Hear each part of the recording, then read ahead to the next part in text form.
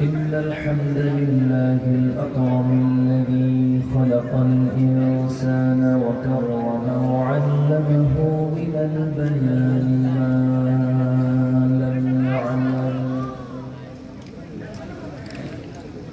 فسبحان الذي لا يحصى امتنانه باللسان ولا بالقلم. نشهد أن لا إله إلا الله وحده لا شريك له، ونشهد أن سيدنا وحبيبنا ومولانا محمدا عبده ورسوله الذي أرسله بالحق بشيرا ونذيرا وداعيا إلى الله بإذنه وسراجا منيرا. فقد قال الله تعالى في كلامه المجيد وفرقانه الحميد: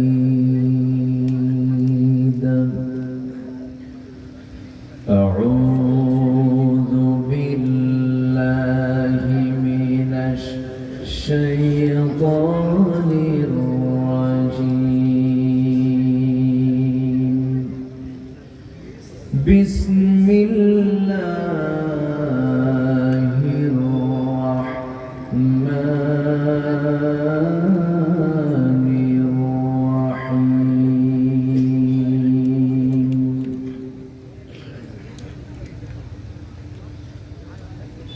شرع لكم من الدين ما وصى به نوحا والذي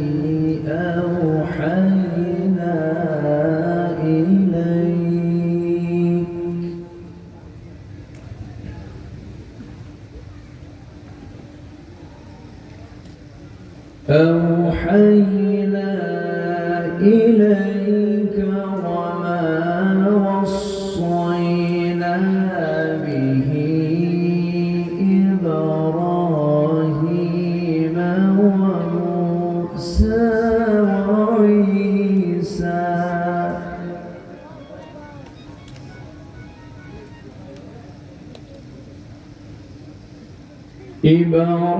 إبراهيم وموسى وعيسى أن أقيموا الدين ولا تتفرقوا فيه.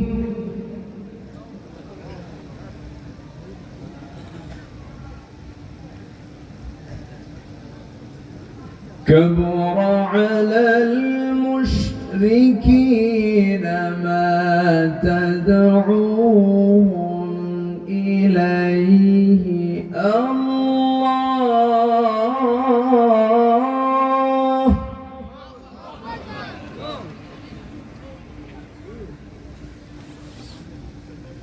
الله يجتبي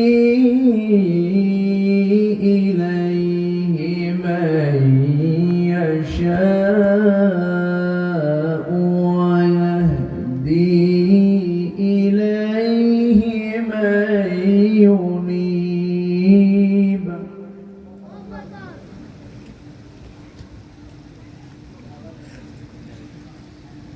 الله أكبر. بسم الله الرحمن الرحيم.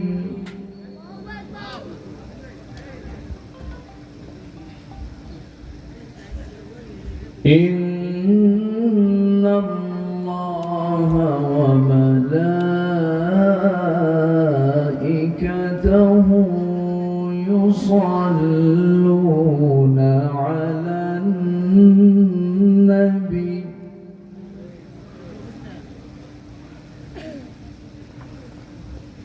يا أيها الذين آمنوا صلوا عليه وسلموا تسليما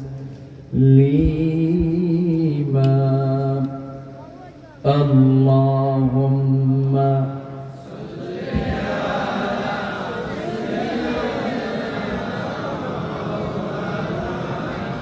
وعلى آله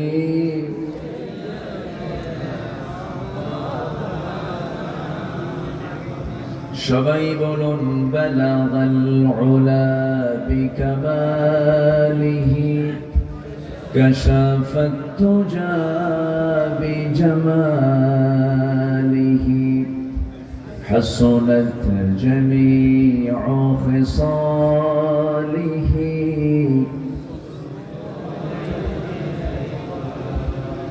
سراج الملة تمهي فخر ذو عالم دلبار مولاه شريف الأنبياء نسخا كل أديان ذكره بلغ العلا بكماله كشف التجى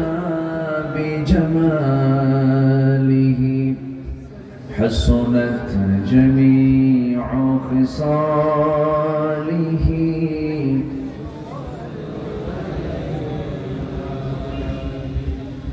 আমি কোরআনের সুর মাঝে শুনেছি যে নাম আজানের সুর মাঝেও শুনেছি সে নাম ও নাম শুনেছি আমি আমার হৃদয় হে রাসূল নবীজি তোমায়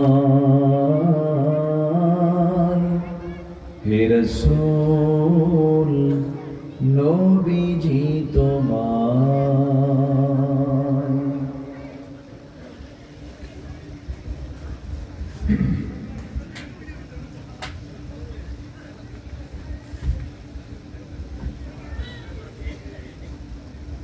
দেশের দক্ষিণাঞ্চল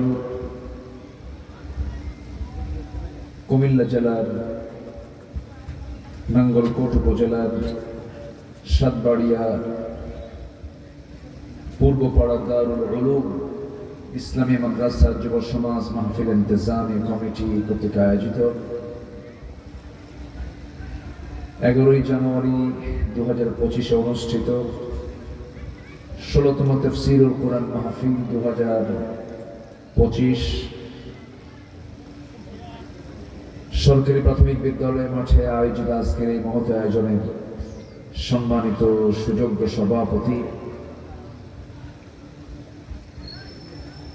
মুহতারাম মাওলানা মঈনুদ্দিন হাফিজাহুল্লাহ কথা বলেছেন নন্দিত আলেমে দ্বীন মাওলানা মেহেদী হাসান আজাদী আজকের মাহফিলের অন্যতম আকর্ষণ সঙ্গীত জগতের এক উজ্জ্বল তারকা আমার খুবই কাছের আমার হৃদয়ের আপনাদের হৃদয়ের খোরাক জুগিয়েছেন বিশিষ্ট আইনজীবী অ্যাডভোকেট রকুনুজ্জামান উপস্থিত হাজারাত উলামায়ে কেরাম ফদলায়ে ইজাম সুশীল সমাজ জাতির শ্রেষ্ঠ সন্তান শিক্ষক মণ্ডলী আজকের মাহফিলের প্রধান আকর্ষণ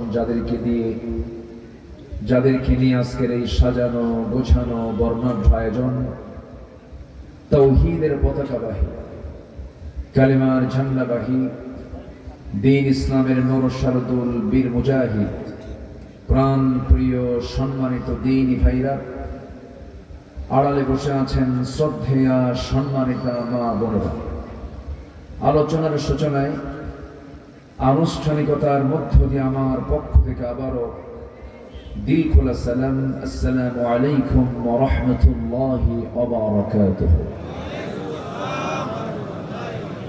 সবাই কেমন আছেন? আমাকে প্রশ্ন করলেন, আল্লাহ তাআলা আমাকে আপনার সাথেই রেখেছেন, এক সাথী তো আছে। মহান রব্বে করিমের অশেষ শুকরিয়া যে মহান আল্লাহ সুবহানাহু ওয়া তাআলা আমাকে আপনাকে কোরআন শোনার জন্য একটি অনুকূল পরিবেশ দিয়েছেন। এই পরিবেশ কি ছিল? দীর্ঘ 16 বছর আমাদেরকে মাঠে আসতে দেয়নি, কথা বলতে দেয়নি, আশপাশে বহু মাহফিল বন্ধ করে দিয়েছে অনেক। তো যাই হোক,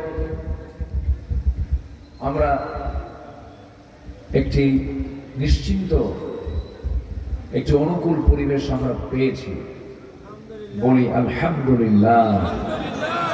আবারও বলছি আলহামদুলিল্লাহ।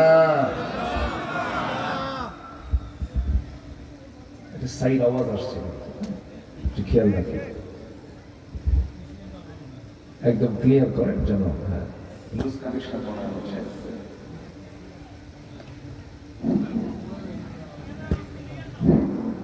জি, সম্মানিত হাজিরিন, যিনি আমাকে আপনাকে এমন বরকতময় একটি পরিবেশে আসার তৌফিক দিয়েছেন, শুকরিয়া আদায় করছি, বলছি আলহামদুলিল্লাহ। চিৎকার মেরে বলছি আল্লাহুম্মা ইন্নী আসআলুকা আল হুদা ওয়াত তুকা ওয়াল আফাফা ওয়াল গিনা। সবাই বলি আল্লাহুম্মা আইন্নি আলা যিকরিকা ওয়া শুকরিকা ওয়া হুসনি ইবাদাতিকা। আমরা আল্লাহ তাআলার শুকর আদায় করে নিলাম। সম্মানিত হাজিরিন, আসুন আমরা সোজা আলোচনার দিকে চলে যাই। উঠতে আমার একটু বিলম্ব হয়েছে, টাইম ছিল 9টা, হয়ে গেছে 10টা। আমার গতকাল মাহফিল ছিল খুব বেশি দূরে না, ভাবনা ছাড়াই পাবনা। আগের দিন ছিল হলো সিলেট, আজকে কুমিল্লা, আগামীকালকে বেশি দূরে না, মাত্র যশোর। তো একটু মানে সাজানোটা একটু এলোমেলো হয়ে গেছে, সাজানো নেই। যেরকম গত পরশু মাহফিল যেটা ছিল সিলেট, এটা ছিল এলোমেলো, এটা জরুরিভাবে ডেটটা দেওয়া হয়েছে সিলেট বিভাগীয় প্রোগ্রামের কারণে। পাবনার মাহফিলটা আমি বাধ্য হয়েছে দিতে। আবার এখানকার যিনি সাইফুল ভাই, আমার নাসর বাংলা আসতেই হবে। যাই হোক, আল্লাহ পাক আসার তৌফিক দিয়েছেন, বলি আলহামদুলিল্লাহ। যখন 6:30 বাজে তখন আমি ঢাকা মগবাজার, তো ভাবলাম কি যে আছে কপালে আল্লাহ জানে। 4 থেকে 5 ঘন্টার জ্যামে আমি ছিলাম। আল্লাহ পাক আমাকে এই চাঁদ মাখা মুখ দেখার সুযোগ করে দিয়েছেন, বলি আলহামদুলিল্লাহ। সম্মানিত হাজিরিন, আমি আলোচনার সূচনায় কোরআনে কারীমের গুরুত্বপূর্ণ একটি সূরা, সূরাতুশ শুরা থেকে আমি একটা আয়াত আমি তেলাওয়াত করেছি। এই আয়াতকে সামনে রেখে কিছু কথা আমি বলতে চাই। আল্লাহ যেন আমার মুখ থেকে সেই কথাগুলো বের করে দেন, যে কথাগুলো মুসলিম উম্মার জন্য এই মুহূর্তে আশু প্রয়োজন, খুবই জরুরি। আল্লাহ কবুল করুন, জোরে বলি আমিন। সম্মানিত ভাই সব, সূরাতুশ শুরা 13 নম্বর আয়াতের যে বক্তব্য আল্লাহ পাক সংক্ষিপ্ত আকারে বলছেন, সেটা হলো পৃথিবীতে দিন একটাই, জীবন চলার পথ একটাই, বিধান একটাই, সেটা হচ্ছে আল্লাহর মনোনীত দিন ইসলাম। বলেন কি নাম তার? আরো জোরে, আরো জোরে, ইসলাম। এবং এই ইসলামের কাজ করেছেন এক নবী না সব নবী? আমাদের সবার যিনি পিতা যিনি পৃথিবীতে প্রথম আসেন হাওয়া আলাইহিস সালামকে সাথে নিয়ে, তার দিন কি ছিল? অনেকে চুপ করে আছেন, জোরে বলুন কি ছিল? তাহলে ওনার পরিচয় ছিল মুসলিম, আমার পরিচয় কি? মুসলিম। আমাদের পিতাকে আদম, তিনি কি সাধারণ মানুষ না একজন নবী? আমরা কার সন্তান? আদম সন্তান তো ঠিক আছে, বলেন উনি যদি নবী হন তাহলে আমরা কার সন্তান হচ্ছে? নবীর সন্তান।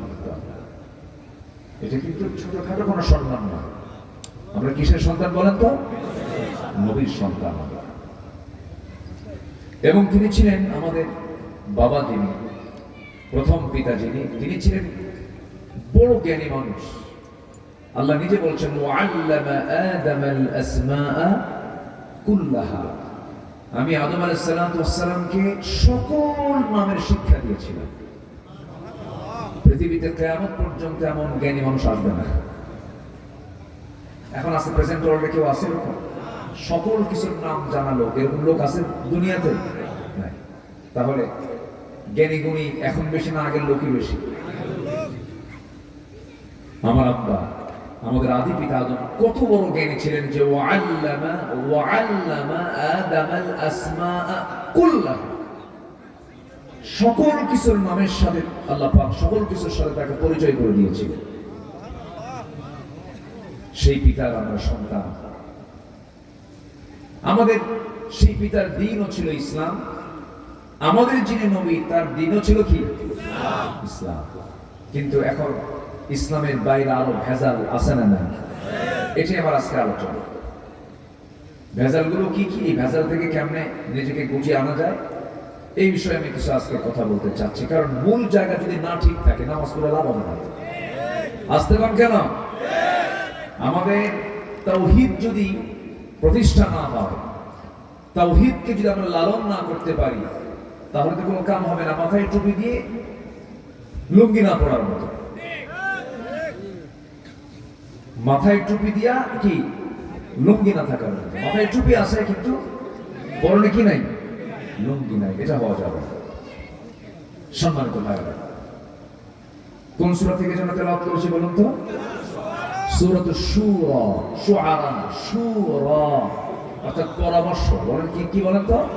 পরামর্শ, সংসদ। এই তো মাশাআল্লাহ, এত সুন্দর জবাব দিয়েছেন, আলহামদুলিল্লাহ। সূরাতুশ শুরা শুরুতে আল্লাহ রাব্বুল আলামিন চ্যালেঞ্জ দিয়ে এই সূরা শুরু করেছেন। আল্লাহ রাব্বুল আলামিন বলেন হামিম আইন সিন কাফ কাযালিকা ইউহি ইলাইকা ওয়া ইলাল্লাযীনা মিন ক্বাবলিকা আল্লাহুল আজিজুল হাকীম লাহু মা ফিস সামাওয়াতি ওয়া মা ফিল আরদ ওয়া হুয়াল আলিয়্যুল আযীম। জোরে বলুন আল্লাহু আকবার। আল্লাহ রাব্বুল আলামিন প্রথম দুটো আয়াত দিয়েছেন, একটা হলো হামিম বলি একটা আয়াত শেষ, আইন সিন কাফ এটা বলে একটা আয়াত শেষ। এমন দুটো আয়াত দিয়ে শুরু করলেন কিয়ামত পর্যন্ত মানুষ এই সমস্ত অর্থের রহস্য কোনোদিন বের করতে পারবে না। জোরে বলি সুবহানাল্লাহ। কত বড় ভাষাবিদ হয়েছে, অর্থ বের করো, পারবে না। চ্যালেঞ্জ এটা কে দিয়েছেন? কে দিয়েছেন? আল্লাহ দিয়েছেন। এটা এমন একটি কিতাব আজীবন কিয়ামত পর্যন্ত এটা চ্যালেঞ্জে রয়ে যাবে। সকল জ্ঞানী ভিক্ষুকের মতো কোরআনের দিকে চেয়ে থাকবে। সকল বিষয়ের জ্ঞানী, সায়েন্স চেয়ে থাকবে, টেকনোলজি চেয়ে থাকবে, ভূতত্ত্ব চেয়ে থাকবে, গবেষণা চেয়ে থাকবে, নভমণ্ডল চেয়ে থাকবে, ভূমণ্ডল চেয়ে থাকবে, সাহিত্যিক চেয়ে থাকবে, আইনজীবী আইন নেবে চেয়ে থাকবে, শাসক শাসন পদ্ধতি নিতে হবে। এমন কোন সাইড নাই যা বাদ রেখেছেন আল্লাহ তাআলা এই কিতাবের মধ্যে। জোরে বলি সুবহানাল্লাহ। তিবয়ানান লিকুল্লি শাই, সব কিছু এর মধ্যে আছে না নাই? সব জ্ঞান যেখানে শেষ, সেখানে ওহির জ্ঞান শুরু হয়ে যায়। আল্লাহু আকবার বলেন। সম্মানিত ভাইরা, কোরআন কত মিসাল দিয়েছে। যেরকম একটা মিসাল আছে সূরা বাকারার ভিতরে, মশার উদাহরণ দিয়েছেন। কিসের উদাহরণ বলেন তো? মশার উদাহরণ দিয়েছেন। তো মশা নিয়ে আল্লাহ রাব্বুল আলামিন তার কালামে উপস্থাপন করেছেন। এটা জ্বালা হয়ে গেল কাফেরদের জন্য। কাফেররা কয়, তোমার আল্লাহ কাজ নাই কাম নাই, মশার উদাহরণ এখানে দিতে গেল কেন? ইউদিল্লু বিহি কাসীরান ওয়া ইয়াহদি বিহি কাসীরান। যখন এই জাতীয় প্রশ্ন যখন করা হলো, আমার রাসূল শুধু শুনলেন, চুপচাপ শুধু শুনলেন, কিন্তু ফয়সালা দিলেন কে? আল্লাহ রাব্বুল আলামিন। আল্লাহ রাব্বুল আলামিন বলেন, ইন্নাল্লাহা লা ইস্তাহি আন ইয়াদরিবা মাসালান মা বাউদাতান ফামা ফাওকাহা। জোরে বলুন আল্লাহু আকবার। আল্লাহ রাব্বুল আলামিন মশার উদাহরণ এখানে দিয়েছেন। তিনি লজ্জা পান না, লজ্জাবোধ করেন না। আল্লাহ তাআলা মশার যে উদাহরণটা দিয়েছেন, এখন আপনি যদি একটু গবেষণায় যান, মশা কিন্তু দুর্বল কোনো প্রাণী নয়। কারণ মশার ভয়ে আমরা মশারি টাঙাই না, মশাই মশারি টাঙায়। মশা আমাকে ভয় পায় না, আমি মশাকে ভয় পাই। তাহলে আপনারা ছোট ভাববেন কেন? কেমনে ছোট ভাববেন? ঠিক আছে না? মশাই তো আমি ভয় পাই। ডেঙ্গু, এডিস, কত কি, চিকনগুনিয়া। মশারি টাঙাই আমরা, মশা যেন আমাকে না কামড়ায়। আমি এত বড় শক্তিশালী একটা মানুষ, পাওয়ারফুল মানুষ, যদি মনেই করি তো মশারি টাঙানোর দরকার কি? আল্লাহ পাক যে কোনো এক্সাম্পল দিয়েছেন, অবশ্যই এক্সাম্পলের ভিতরে রহস্য আছে না নাই? আচ্ছা, মশা যত বেশি খায় ওর হায়াত কি বাড়ে না কমে? বলেন, কমে না বাড়ে? কমে, কমে যায়। কেন? ওর খাওয়ার যদি তীব্রতা বেড়ে যায়, ওর তখন বাঁচার সক্ষমতা সে দ্রুত হারিয়ে ফেলে। বেশি খেলে হায়াত বাড়ে না কমে? 16 বছর যারা ছিল ওরা খাইছে কম না বেশি? কম খাইছে না বেশি খাইছে? আছে না মরছে? খুব খাইছিল না? খুব ভাবছিল যে একদম কামড়ায় কামড়ায় খাবে, কিন্তু লাভ হলো না। ফলাফল কি হলো? দাড়ি কেটেও কাম হলো না, ঠিক কিনা? মাথার চুল কালো বানায় লাভ হলো না। পাঞ্জাবি খুলে গেঞ্জি পরলো, পাজামা খুলে লুঙ্গি পরলো, তরকারিওয়ালা সাজলো, তাও কাম হলো না। নৌকায় চড়ছে, কোস্টগার্ড ধরে বলে আইনমন্ত্রীকে, স্যার আপনি কি চিনি থানায় চলে? আইনমন্ত্রীকে, আমি কি একা আসছি? আমি তো জামাতের সাথে আসছি। কিসের সাথে? জামাতের সাথে। কই কই যে দেখো মাথার চুল কালো দেখা যায়, কি ওটাই তো দরবেশ। হলমার্ক কেলেঙ্কারি সহ, শেয়ার বাজার কেলেঙ্কারি সহ কত কি না তারা করেছে। খাইছে বেশি, মরছে তাড়াতাড়ি। তাহলে মশার উদাহরণ ঠিক আছে না নাই? নাম্বার 2, মশা যে কামড়ায় আমাদের, এটা কি পুরুষ মশা কামড়ায় না মহিলা মশা কামড়ায়? ভালো করে কম। মহিলা মশা, হ্যাঁ ঠিক আছে। আপনারা সায়েন্স তাহলে পড়েছেন, পড়েন আপনারা। তাহলে পুরুষ কিন্তু কামড়ায় না, কামড়ায় কারা? মেয়েরা। কিন্তু মহিলা মশা কামড়ায়। মহিলারা আবার বলেন কেন? এই তো বড় দেখাতে দেখতেছি, মহিলা মশা কামড়ায়, মহিলারা বলে তার বিপদ হয়ে যাবে। ঠিক আছে না? কামড়ায়। আল্লাহ তাআলা এখানে মহিলা মশার কথাই বলেছেন। বাউদাতান, বাউদাতান। আল্লাহ পাক এখানে মুযাক্কার বলেছেন না মুয়ান্নাস বলেছেন? মুয়ান্নাস। বাউদাতান। আমার বন্ধুগণ, নাম্বার 1 চলে গেল খায় বেশি মরে তাড়াতাড়ি। নাম্বার 2 হলো পুরুষ মশা কামড়ায় না, মহিলা মশা কামড়ায়। আল্লাহ রাব্বুল আলামিন এখানে মহিলা মশার কথাই বলেছেন। আমার বন্ধুগণ, যখন এই মশাটা কামড়াতে আসে, দেখতেছেন আপনার ঘরে কোনো মশা নাই, চতুর্দিকে ফাঁকা, শীতের সময় মশা কম মনে হয়। গোটা ঘর আপনি দেখতেছেন, আপনার ফ্ল্যাটের মধ্যে কোথাও কোনো মশা নাই, চতুর্দিকে নেট লাগানো, সবকিছু কমপ্লিট করেছেন, কিন্তু রাতের বেলা যখন ঘুমাতে গেছে, নাকের ডগায় চলে আসছে কি সুন্দর গান গায়, সারে গামা পাধানিসা, ঠিক আছে না? গান গাওয়া শুরু করছে। এই যে গান গাইল, এই কেমনে জানলো? চোখ নাই, অন্ধকার রাত্রিতে আমি আপনি চোখে দেখি না, ছোট্ট একটা প্রাণী কেমন করে আপনি মানুষ শুয়ে আছেন, আপনাকে কেমনে সে জানলো, বুঝলো? সায়েন্স বলতেছে প্রত্যেকটা মশা 75 ফিট দূর থেকে সে টের পেয়ে যায় এখানে কোনো মানুষ আছে কিনা।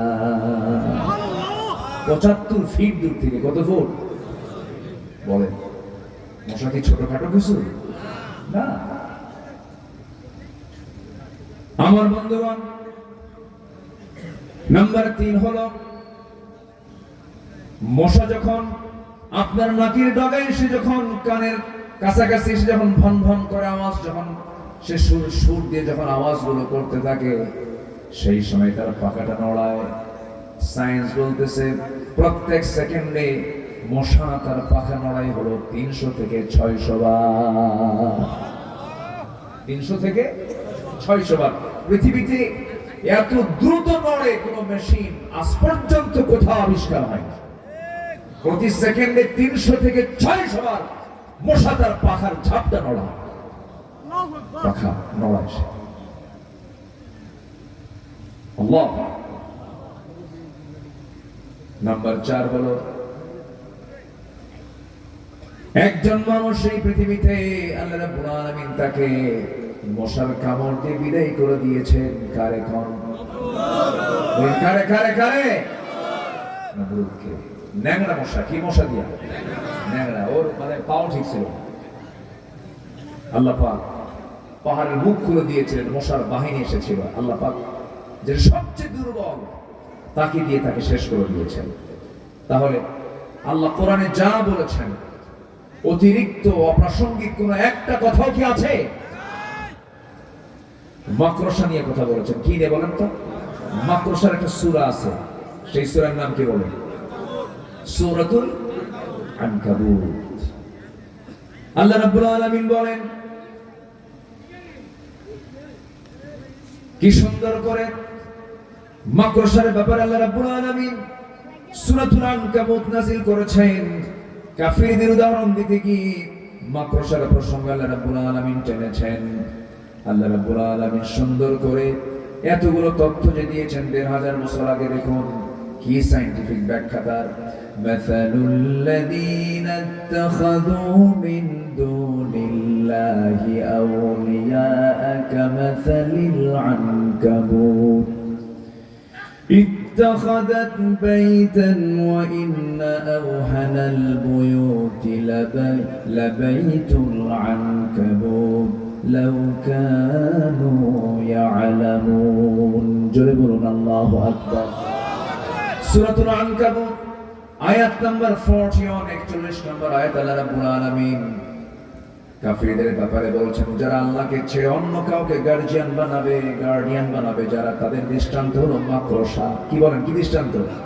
মাকড়সা যে নিজের ঘর সুন্দর করে বানায়, কিন্তু ঘরের মধ্যে পৃথিবীতে সবচেয়ে দুর্বল ঘর কার ঘর বলেন? মাকড়সার ঘর। ফু মারলেই উড়ে যায়, কিন্তু মাকড়সা যে ঘরটা বানায়, যদিও সময় কম লাগে, কিন্তু যে রেখা যে আঁকায় এত সুন্দর ডিজাইন করে, সেই রেখার মধ্যে কোনো আঁকা বাঁকা আছে নাকি? সুন্দর করে সে বানায়। ওই ছোট্ট মাথার মধ্যে এই আর্কিটেকচার, এই মেধাটা দিয়েছেন তিনি আমারকে। এখন বিষয় হলো লাউ কানু ইয়ালামুন, যদি তারা বুঝতো। এখানে অনেক লম্বা ব্যাখ্যা আছে, জিওলজির ব্যাখ্যা আছে, অনেক ব্যাখ্যা আছে এই জায়গায়। আমার বন্ধুগণ, যৌন বিজ্ঞানীরা গবেষণা করে দেখেছে মাকড়সার উপরে, মাকড়সার মধ্যে পুরুষ আছে, মহিলা আছে। যখন তাদের মধ্যে ইন্টারকোর্স হয়ে যায়, যৌন মিলন যখন হয়ে যায়, শেষে এসে স্ত্রী মাকড়সা করে কি, যৌন মিলনের পর পুরুষ মাকড়সার উপরে সে ক্ষেপে যায়, লেগে যায়। এক পর্যায়ে সে কামড় মেরে তার স্বামী মাকড়সাকে মেরে ফেলে দেয়। অর্থাৎ মাকড়সার দাম্পত্যময় জীবনটা খুব দুঃখের, কষ্টের হয়, সংসার ভেঙে চুরমার হয়ে যায়। যৌন সম্পর্কের পরেই প্রত্যেক স্ত্রী মাকড়সা পুরুষ মাকড়সাকে কামড় মেরে মেরে ফেলে। অর্থাৎ আল্লাহকে যারা অভিভাবক না বানায়, যারা অন্য কাউকে অভিভাবক বানাবে, তাদের অবস্থা হবে মাকড়সার সংসারের মতো। আল্লাহু আকবার বলেন। দেখো আল্লাহ তাআলা যে উদাহরণগুলো দিয়েছেন, এগুলো কি দুর্বল উদাহরণ? আমার ভাইয়েরা, কিয়ামত পর্যন্ত এই এক্সাম্পলগুলো আল্লাহ রাব্বুল আলামিন বান্দার জন্য অনেক বড় দৃষ্টান্ত স্থাপন করবে, বান্দার জন্য অনেক শিক্ষণীয় থেকে যাবে। বান্দা এখান থেকে উপদেশ গ্রহণ করবে। আমার ভাইরা, কোরআন কি কোনো মানুষের রচনা হতে পারে নাকি? এমন তথ্য কি পৃথিবীর কোনো মানুষের পক্ষে ১৫০০ বছর আগে দেওয়া সম্ভব নাকি? এই যে মাটি, ওই যে আকাশ, এর মাঝে মহাশূন্যতা। এই যে মাটি, ওই যে আকাশ, এর মাঝে যে আমরা মহাশূন্যতা আমরা লক্ষ্য করছি, বিশাল মহাশূন্যতা, এটা কিন্তু ছিল না। সায়েন্স বলতেছে প্রচন্ড একটা ধাক্কার মধ্যে দিয়ে মহাশূন্যতা পয়দা হয়েছে। প্রচন্ড ধাক্কাকে তাদের পরিভাষায় তারা বলতেছে big bang theory. Big bang তারা বলে সম্বোধন করেছে আল্লাহ রাব্বুল আলামিন। এই তথ্যটাই ঠিক ১৫০০ বছর আগে মহান রাব্বুল আলামিন কোরআনে কোট করে দিয়েছেন। আল্লাহ রাব্বুল আলামিন বলেন, আওয়ালাম ইয়ারাল্লাযীনা কাফারু আন্নাস সামাওয়াতি ওয়াল আরদা কানাতা রাতকান ফাফাতাকনাহুমা وجعلنا من الماء كل شيء حي জোরে বলুন আল্লাহু আকবার। কাফেররা কি তাকায় না? আমি আল্লাহ রাব্বুল আলামিন এই আকাশ এবং জমিনকে এক জায়গায় রেখেছিলাম। আমি প্রচন্ড ধাক্কার মধ্য দিয়ে মহাশূন্যতা পয়দা করেছি। এই যে আমরা মাঝখানে যে বিশাল মহাশূন্যতা দেখি, এটা ধাক্কার মধ্য দিয়ে সৃষ্টি করেছেন তিনি আমার কে? তাহলে এখন বলুন, বিজ্ঞান বিগ ব্যাং থিওরি আবিষ্কার করেছে না কোরআন থেকে ধার নিয়েছে? কোরআন থেকে ধার নিয়েছে। এরকম করে আপনি কোন দিকে যাবেন? বছর ২ আগে আমি কাতার থেকে আসতেছিলাম। কাতার সফর ছিল আমার। আজকে আমার এক বন্ধু আসার কথা, আসছে কিনা জানি না, উনি আমার সফর সঙ্গে ছিলেন।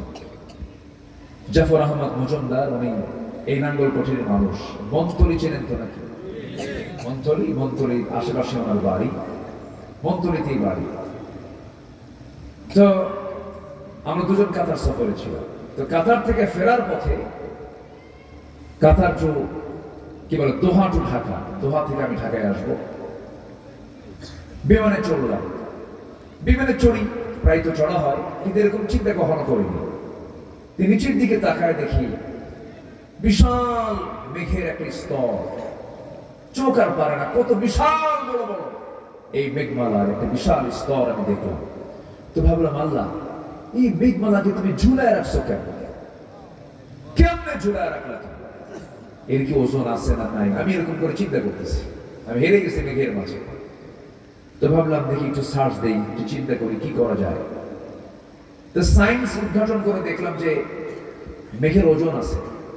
কিউমুলাস নামে কিছু মেঘমালা আছে যাদের ওজন হলো 10 লক্ষ টন পর্যন্ত। কিউমুলাস এরকম মেঘমালা বহু আছে যাদের ওজন হচ্ছে টন টন ওজন। এই মেঘমালাকে আল্লাহ রাব্বুল আলামিন ঝুলায় রেখেছেন আমার আপনার মাথার উপরে। যদি ছেড়ে দিতেন, বলেন ছেড়ে দিলে কি হতো? থাকতো কিছু? কোন বিল্ডিং কি বানাতে পারতো? বিল্ডিং বানাবে কেমনে? প্রত্যেক বছর এরকম ঘটনা যদি এরকম ঘটে যে প্রত্যেক বছর আকাশের মেঘ ভেঙে অমুক বিল্ডিং শেষ, কেউ কি বিল্ডিং বানাতো? আমি চিন্তা করলাম যে আল্লাহ, তুমি কি এই তথ্য কোরআনে দিয়েছো? দেখি যে কোরআনেও আছে। একটা সূরা আছে, সূরাতুর রাআদ, বজ্রপাত। কি বলেন তো সূরার নাম কি? রাআদ বজ্রপাত। 12 নম্বর আয়াতে আল্লাহ রাব্বুল আলামিন বলেন হুয়াল্লাযী ইউরীকুমুল বারকা খাওফান ওয়া তামআন ওয়া ইউনশিস সাহাবাত সিকাল। জোরে বলুন আল্লাহু আকবার। তিনি তোমাদের সেই রব যিনি আকাশে মেঘমেলা উত্থিত করেন এবং তার নির্দিষ্ট ওজন আছে, ওর একটা ওয়েট আছে। এখন বলুন বিজ্ঞান যা বলেছে কোরআন তার আগেই বলে দিয়েছে। বলুন বিজ্ঞান আগে না কোরআন আগে? কি আগে? প্রথম যে হুকুম, প্রথম যে আয়াত নাযিল হয় আল্লাহ পাকের পক্ষ থেকে, কয়টা আয়াত? 5টা আয়াত। কোন পাহাড়ে? পাহাড়। সে হেরা তো ঠিক আছে, হেরা গুহার নাম। পাহাড় নাম কি? জাবালুন নূর। জাবালে নূর। জাবালে নূরে আল্লাহ পাক যে প্রথম ওহীটা দেন, এই 5টা আয়াত যে সূরার নাম হলো আলাক। যে সূরার নাম কি? আলাক শব্দটি সায়েন্স। আলাক শব্দটা কি? সায়েন্স। প্রথম যে সূরা, সেই শব্দটা সূরাই হলো সায়েন্সের সূরা। আলাক এমব্রায়োলজি, ভ্রম তথ্য নিয়ে আল্লাহ পাক প্রথম কথা বলেছেন। মানব যে ভ্রম তথ্য, মানুষের যে সৃষ্টিগত দিক, এটা নিয়ে আগে আল্লাহ পাক আগে উপস্থাপন করেছেন। আল্লাহু আকবার। এটা তো শুধু ধর্মীয় কিতাব নয়, এটাতে প্রশাসন চলবে, সংসদ চলবে। সূরার নাম সূরাতুশ শুরা। কোরআন দিয়ে শুধু নামাজ চলবে না, সচিবালয় চলবে, সংসদ চলবে। যারা বলে কোরআন এক জিনিস, রাজনীতি আরেক জিনিস, তাদের নতুন করে ঈমান আনতে হবে। যে বলবে ইসলামে কোরআনে রাজনীতি নাই, তার ঈমানই তো থাকার কথা না। তার ঈমান আছে? তার ঈমান থাকতে পারে? আমার দিকে তাকান। কথা বলবো। কারো কোনো সমস্যা নাই তো? জোরে বলি ইনশাআল্লাহ। আরো জোরে বলি ইনশাআল্লাহ। সম্মানিত ভাইরা, আলাক সূরার নাম কি? সূরাতুল আলাক। আলাক মানে হচ্ছে ঝুলন্ত, যোগ সদৃশ। তারপরে অথবা বলতে পারেন কাদার পিণ্ড। আমরা তো মাটি, আমরা মাটি না, কাদার একটা পিণ্ড। খলাকাল ইনসানা মিন আলাক। এই আলাক শব্দের ব্যাখ্যা কোরআন যা দিয়েছে, কোরআন যে বলেছে, এই বিষয়টা নিয়ে শতাব্দীর পর শতাব্দী গবেষণা হয়েছে। একজন বিশ্ববিখ্যাত, একজন গ্রন্থতত্ত্ববিদ, ওয়ার্ল্ড ফেমাস ডাক্তার কেইট মুর, ওনার কাছে এই বিষয়টা জানা ছিল না যে এটা যোগ সদৃশ, যোগের মতো দেখা যায়। ওনার ধারণা ছিল আলাদা। যখন ওনার সামনে যখন আলাক শব্দটা আসলো, ঝুলন্ত যোগের মতো দেখা বস্তু বুঝায় এটা দিয়ে, উনি এটা বুঝতে পারলেন। উনি এটাকে গবেষণায় নিলেন এবং মাইক্রোস্কোপিক বিশ্লেষণ করার পর উনি বুঝতে পারলেন, উনি দেখলেন যে না, কোরআন যা বলেছে আলাক শব্দ দিয়ে, এটাই বাস্তব, এরকমই দেখা যায়। জোরে বলে সুবহানাল্লাহ। জোরে বলে সুবহানাল্লাহ। শেষ পর্যন্ত উনি বলতে বাধ্য হয়েছেন যে it has been a great pleasure for me to help clarify statements in the Quran about human developmenটের উপরে কোরআন যে রায় দিয়েছে, এটা আমাকে আশ্চর্য করেছে। এটাই একমাত্র সঠিক তথ্য। পৃথিবীর কোন তথ্য এর উপরে আর কোন তথ্য দিতে পারে না। আল্লাহু আকবার। এবং এটা উনি প্রমাণ করলেন যে this proves to me that Muhammad sallallahu alaihi wasallam is a messenger of Allah. কারণ 1500 বছর আগে এই আলাকের ব্যাখ্যা কোন ব্যক্তির ছিল না, এটা আল্লাহর পক্ষ থেকে নাযিল হওয়া কিতাব কোরআন। সম্মানিত ভাইরা, এরকম করে আপনি গোটা কোরআন আপনি গবেষণা করুন। ইয়াসিন ওয়াল কুরআনিল হাকীম। কোরআন হলো বিজ্ঞানময় একটি কিতাব। আল্লাহ পাক আগে কিতাবের বর্ণনা দিয়েছেন, তো এই জন্য কিতাব নিয়ে একটু হালকা কথা বললাম। তবে একটা কথা বলে দিই সুস্পষ্ট ভাষায়, যারা বলবে ইসলামের রাজনীতি নাই, ওরাই হচ্ছে মুনাফিক। আসতে বলবেন না, ঠিক কিনা? ঠিক কিনা? ওরা কি মুনাফিক? এটা মাথায় রাখতে হবে। ইসলামের রাজনীতি আছে না নাই? রাসূল কি এমনি ক্ষমতা পাইছেন? উনি কি বিচারক ছিলেন না? উনি কি চোরের হাত কাটেন নাই? এমন রিপোর্ট শোনেন না আপনারা? সময় শোনেন নাই? রাসূল কিন্তু চোরের হাত কেটেছেন। রাসূল ইসলামী রাষ্ট্র গঠন করেছেন, রাষ্ট্রনায়ক তিনি ছিলেন। আজকে আমি আপনাদের সামনে আমার নবীজি ইসলামী রাষ্ট্র গঠনে নবীর কি আদর্শ ছিল, এটা আমি আজকে আপনাদের সামনে একটু উপস্থাপন করতে চাচ্ছি। সময় দেবেন তো নাকি? কতক্ষণ থাকবেন? সারা রাত? ওরে বাপরে বাপ, এই তো জানাজা সভা দেখতেছি নাকি? এত সময় কি থাকা যাবে? যতক্ষণ আছে আমরা থাকবো। জোরে বলি ইনশাআল্লাহ, জোরে বলি ইনশাআল্লাহ। সম্মানিত ভাইরা, তাহলে আসুন আয়াতের দিকে আস্তে আস্তে যাই। তাহলে ইসলামে সব কিছু আছে না নেই বলেন তো? শুধু মিথ্যা নাই। কি নাই? মিথ্যা নাই। আর ইসলাম ছাড়া যারাই চলে তারা কি করে? তারা কি, তাদের পুঁজি কি বলেন? যেমন তাদের পুঁজি কি? পলিটিক্স। পলিটিক্স, এটাকে আপনি এনসাইক্লোপিডিয়া ব্রিটানিকা নেন, এটা ব্যাখ্যা নেন। এর ব্যাখ্যা হচ্ছে, এর অর্থ হচ্ছে প্রতিপক্ষকে হারানোর জন্য সর্ব কৌশল অবলম্বন করা, যে কোনো উপায়ে হোক তাকে হারাতেই হবে, এর নাম হলো পলিটিক্স। কিন্তু এটা ইসলাম বলে না। মিথ্যার আশ্রয় নিয়ে সন্ত্রাসকে লালন করে যে রাজনীতির চর্চা হবে সেটা হচ্ছে ভণ্ড রাজনীতি। ওগুলো ভণ্ডামি, ওগুলো বাদ দিতে হবে।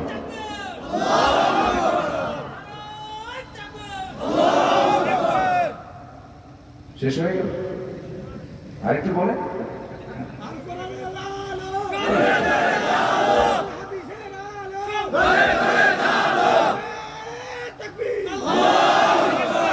আল্লাহ কবুল করুন। এই কুমিল্লাতে এক মাহফিল আমাকে স্লোগান দিতে দেয়নি। মেয়ে বিয়েটা হবে কোথায়? যাই হোক, কোথায় যেন আমাকে স্লোগানে বাধা দিয়েছিল। পাশে কে যেন বসা বললো, হুজুর স্লোগান দেওয়া যাবে না। তো আমি সেদিন বলেছি, আপনি যদি স্লোগান না দিতে দেন, আজানে কি হয়? আজানের প্রথম তাকবীর কি বলেন? আরো জোরে। রুকুতে যেতে কি? নামাজ শুরু করতে কি? এরপর মানুষ যখন মরে যায়, মরে যাওয়ার প্রথম তাকবীর কি? জানাজার প্রথম তাকবীর কি? দ্বিতীয় তাকবীর কি? তাহলে আযান কি? নামাজে আল্লাহু আকবার, আযানে আল্লাহু আকবার, মরণে আল্লাহু আকবার, জন্মে আল্লাহু আকবার, সব জায়গায় আল্লাহু আকবার, মাঠে ময়দানে আল্লাহু আকবার। যারা বন্ধ করতে চায় ওদের জানাজা না দিয়া কুত্তা বিলাই দিয়ে খাওয়ানো দরকার।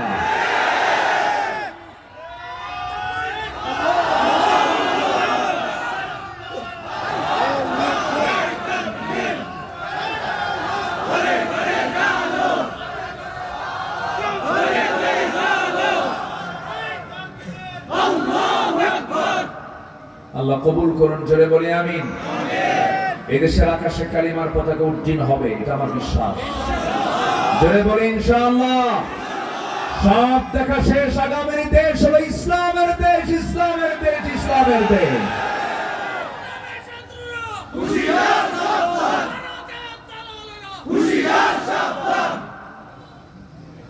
দালাল তো অভাব নাই, বহু দালাল আছে আমার দেশে। আছে না? নয়। আমার দেশের মানুষ বেশি না দালাল বেশি? আমার দেশের মানুষ বেশি না চোর বেশি?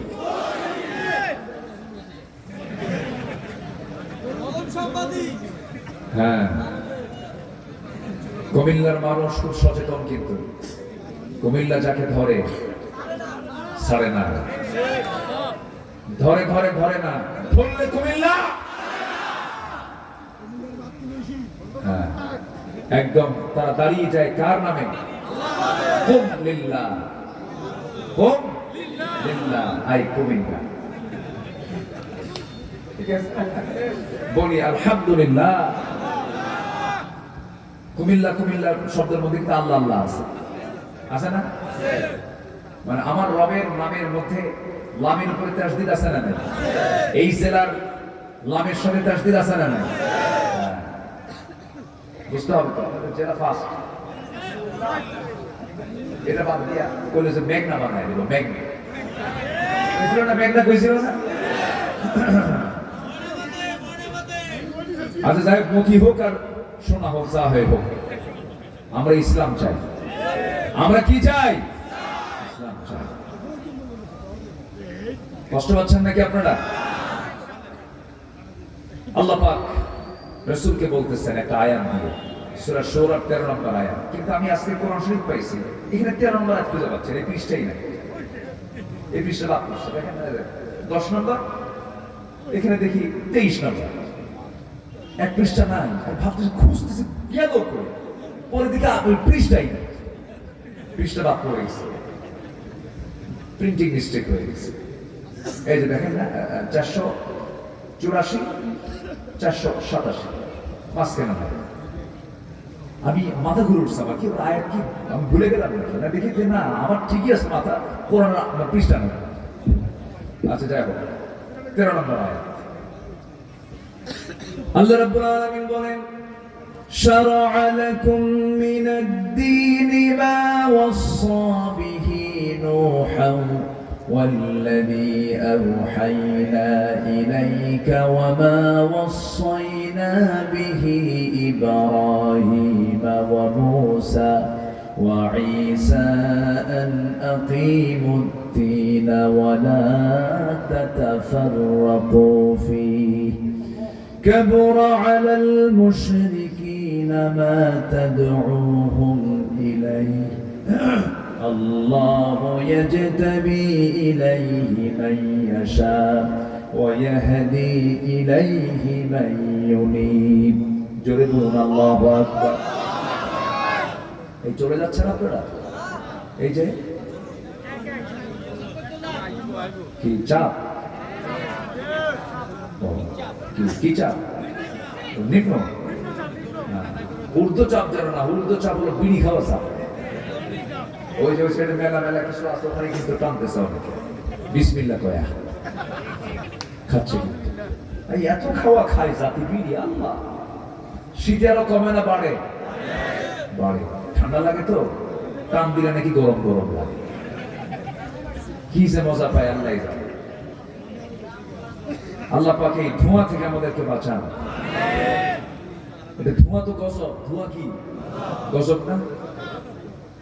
কি দরকার? হ্যাঁ, দামও বাড়ছে। হ্যাঁ, এত খাওয়া খায়, এখন যারা খায় তারা খায় বাড়ি পিছে হলেও খাবে, তাও খাওয়া বাদ। আল্লাহ তুমি সকল নেশা থেকে জাতিকে বাঁচাও, জোরে বলি আমিন। পান খাবেন না কেন? পান খান, বুড়া মানুষ পান খাবে, ঠোঁটটা লাল হবে। আমি দেখেছি আমার দাদা পান খেতেন, যা বলতাম দাদা তোমার মুখের পান দাও, মুখের থেকে আবার নিয়ে আমার দিত। ছোট ছিলাম যে এটা মনে পড়ে আমার, তো দাদা নানার মুখে পান খাবে, তারা পান খান, পানের রস ভালো, সমস্যা নেই। কিন্তু পানের সাথে আবার হাকিমপুরি রহমতুল্লাহ আলাইহি কেন? এখানে কথা আছে না নাই? এই প্যাঁচ লাগানো যাবে না। আমার বন্ধুগণ, কেউ নড়বেন না, সবাই বসুন। আল্লাহ রাব্বুল আলামিন বলেন, তিনি তোমাদের জন্য সেই দিন নির্ধারণ করেছেন যা নির্দেশ দিয়েছিলেন নূহকে, যা আমি তোমার প্রতি ওহী আকারে নাযিল করেছি, যার নির্দেশ দিয়েছিলাম জাতির পিতাকে বলুন। আরো জোরে, আরো জোরে, আরো জোরে, আরো জোরে বল যেন আর না হয়। বহু ধোঁকা খাওয়াইছে আমাদের। আমরা জাতির পিতা কয়জনকে মানি? একজনকে মানি। কে কে কে? মিল্লাতা আবিকুম, সূরা হজ 6 নম্বর আয়াত, সূরা হজ 6 নম্বর আয়াত। বলে দিবেন, দেখ এখানে জাতির পিতা আল্লাহ লিখে দিয়েছে মিল্লাতা আবিকুম।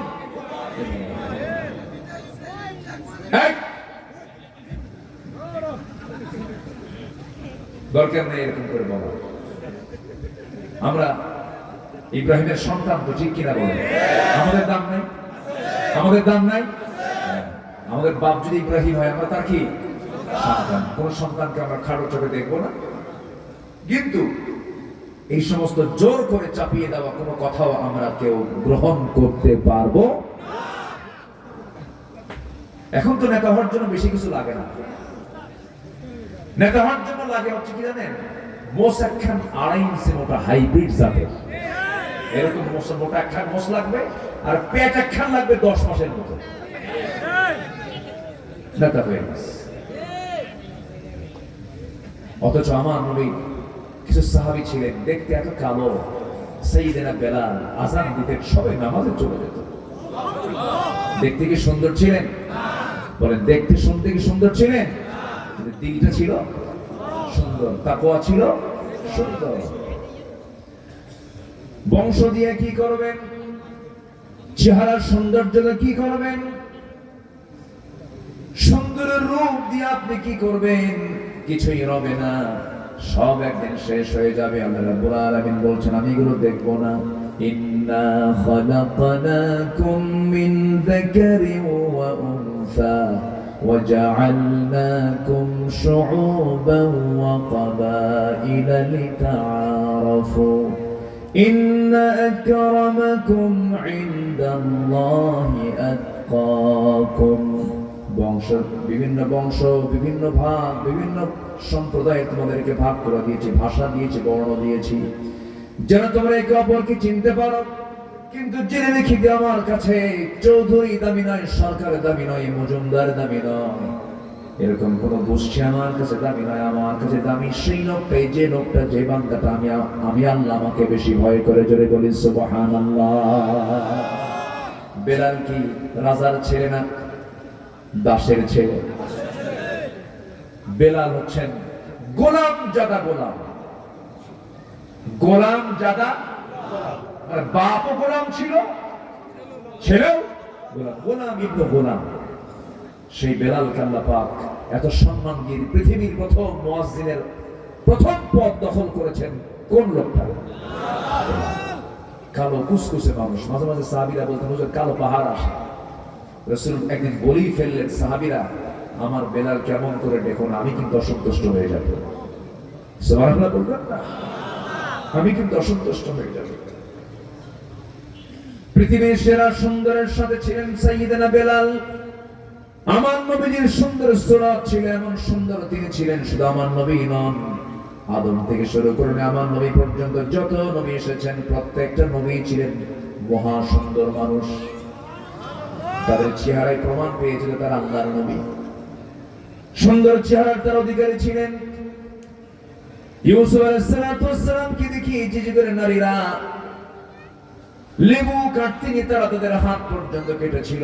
আম্মা জান আয়েশা বলেন, ওই সমস্ত নারীদেরকে যদি আমার রাসূলকে দেখার চান্স দেওয়া হতো, তারা তাদের শুধু হাত নাই কলিজাও টেনে ছিঁড়ত, টের পেত না। আমার নবী সবচেয়ে বেশি সুন্দর ছিলেন। সাইয়েদনা আবু বকর একদিন চাঁদ আকাশের নিচে বসে রাসূলকে একবার দেখেন, আকাশের চাঁদ একবার দেখেন, বারবার পরখ করে দেখছেন। রাসূল বলছেন, ও আমার আবু বকর, একবার চাঁদ দেখো, একবার আমাকে দেখো, কি পরখ করছে বলো তো? কেঁদে ফেলে বলছেন, হুজুর দেখতে পেলাম চাঁদের মধ্যে কিছু কালিমা আছে, কিন্তু আপনার চেহারার মধ্যে বিন্দু পরিমাণ কোনো কালিমা নাই। আমার নবীজি এত সুন্দর মানুষ ছিলেন, বাহ্যিক ভাবে এবং ভিতরগত দিক থেকে রাসূল এত সুন্দর ছিলেন। আমার নবীর দুধ মা হালিমাতুস সাদিয়া বলেন, শিশু মুহাম্মদ যখন আমার দুধ পান করতো, একটা দুধই সে পান করতো। তার দুধ ভাই ছিল, সব সময়ের জন্য সে ডান স্তনের দুধ পান করতো। বারবার চেষ্টা করতাম বাম স্তনের দুধ পান করানোর জন্য, তাকে মুখিয়ে দিতে পারতাম না। শুধু মাত্র একটা স্তনের দুধ সে পান করে করে সে বড় হয়েছে। আমার নবীজি জন্মের পূর্বেই বাপকে হারিয়েছিলেন, জন্মের পর পর মাকেও হারিয়েছেন। মার দুধ তার কিসমতে জোটে নাই। ছোট থেকে তিনি অসহায়ত্ব নিয়ে বড় হয়েছেন। আলাম ইয়াজিদকা ইয়াতীমান ফাআওয়া ওয়া ওয়াজাদাকা দাল্লান ফাহাদা ওয়া ওয়াজাদাকা আইলান ফাআগনা। আমার নবীজি জন্মের পূর্বেই বাপ চলে গেছে। নবীজির জন্ম যখন হলো, রাসূল দুনিয়াতে আসলেন, কিন্তু সন্তান আসলে পরে মা কান্না আসে না, হাসি আসে, আনন্দ আসে? বলেন, মা আনন্দ করেন। সন্তান দেখি তার সমস্ত কষ্ট দূর হয়ে যায়। সন্তান পৃথিবীতে আসা মানে হলো সেই পরিবারে আনন্দের বন্যা বয়ে যাওয়া। স্বপ্ন, সুন্দর স্বপ্ন পৃথিবীতে এসেছে, বিশাল বড় পাওয়া এটা। কিন্তু রাসূল যখন মা আমিনার ঘরে আসলেন, মা আমিনার মুখে কোনো হাসি নাই, শুধু কান্দেন কান্দেন। মা আমিনার চোখের পানি দিয়ে আমার নবীজির বুকটা ভিজে যায়, কান্না থামে না। বারবার কাঁদেন, কারণ সন্তান ভূমিষ্ঠ হওয়ার পর প্রত্যেক স্ত্রী তার সন্তানকে দিতে চান কার কোলে? স্বামীর কোলে দিতে চান। আমার স্বামী, তোমার সন্তানটা তুমি একটু কোলে নাও। কিন্তু মা আমিনা পারলেন না। জন্মের 6 মাস আগে স্বামী দুনিয়া থেকে বিদায় নিয়েছেন, এজন্য সন্তানকে বেশি কোলে নিতে পারেন না। সন্তান কোলে নিলেই স্বামীর কথা মনে হয়ে যায়, বারবার কান্নাকাটি করেন, বারবার কান্নাকাটি করেন। একদিন আবু তালেব বলছেন, যদিও কাফের ছিলেন কিন্তু লোকটা ভদ্র ছিলেন। আবু তালেব একদিন বলতেছে, মুহাম্মদ তুমি আজকে আল্লাহর নবী হয়ে গেছো, তোমার বাল্যকালের একটা স্মৃতিচারণ করতে চাই। কি? তোমার বয়স যখন 3 দিন, তোমাকে দেখতে গেলাম তোমাদের ঘরে। দেখতে গিয়ে দেখি তোমার মা তোমার কাছে নাই। তোমার মা তোমাকে চাঁদনি আকাশের নিচে শোয়ায় রেখেছে, কেউ তোমার পাশে নাই। দেখতে পেলাম তোমার ডান হাত যখন বাম দিকে নাও, আকাশের চাঁদটা ডান থেকে বাম দিকে চলে যায়। আবার যখন তোমার বাম হাতটা ডান দিকে নাও, চাঁদটা তোমার হাতের সঙ্গে দোল খেতে খেতে বাম থেকে ডান দিকে চলে যায়। যখন তোমার দুটো হাত দিয়ে যখন নিচের দিকে টেনে আনো, আকাশের চাঁদ তোমার কাছাকাছি চলে আসে। আমার নবীজি শুনে বলছেন, চাচা কি বলবেন বলেন। এবার আবু তালেব বলছেন, মুহাম্মদ সত্যি করে বলো তো, আমি কি চোখে দেখেছি না ভুল কিছু দেখেছি বলো। রাসূল বলছেন, চাচা যা দেখেছেন আপনি 100% সত্যই দেখেছেন। আমার মা আমাকে নিতে পারে না, আমার মা আমাকে দেখলেই কান্দি, আমার মা আমাকে সঙ্গ দেন না, স্বামীর কথা বারবার মনে হয়ে যায়। এই জন্য আল্লাহ রাব্বুল আলামিন চাঁদনি আকাশের চাঁদনি রাতের সেই আকাশের চাঁদকে আমার জন্য আল্লাহ পাক সেই রাতের জন্য খেলনা বানাইয়া দিয়েছিলেন।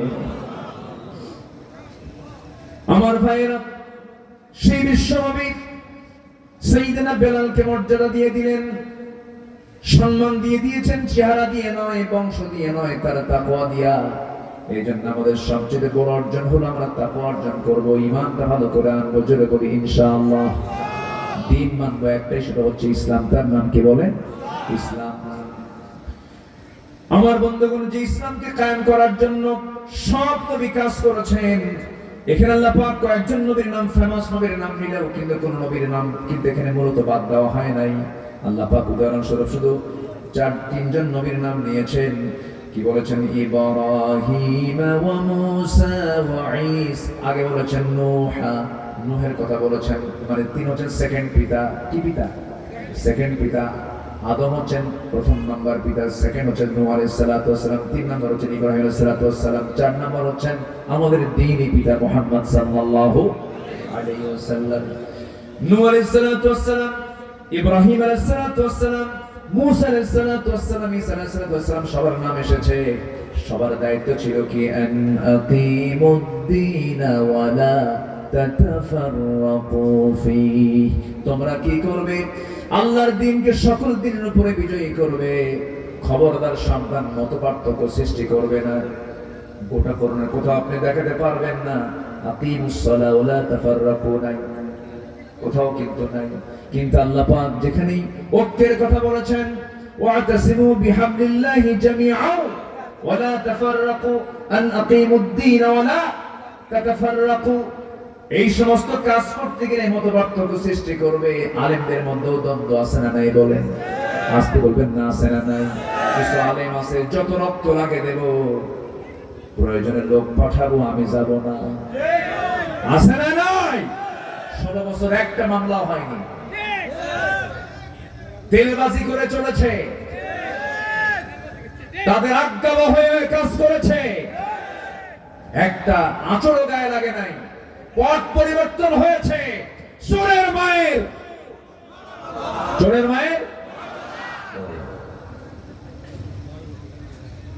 সম্মানিত ভাইয়েরা, একটি পথ আমরা পেয়েছি, পথ পরিবর্তনের পর একটা পরিবেশ পেয়েছি, এটাকে কাজে লাগাবো ইসলাম দিয়ে। জোরে বলি ইনশাআল্লাহ, আরো জোরে বলি ইনশাআল্লাহ।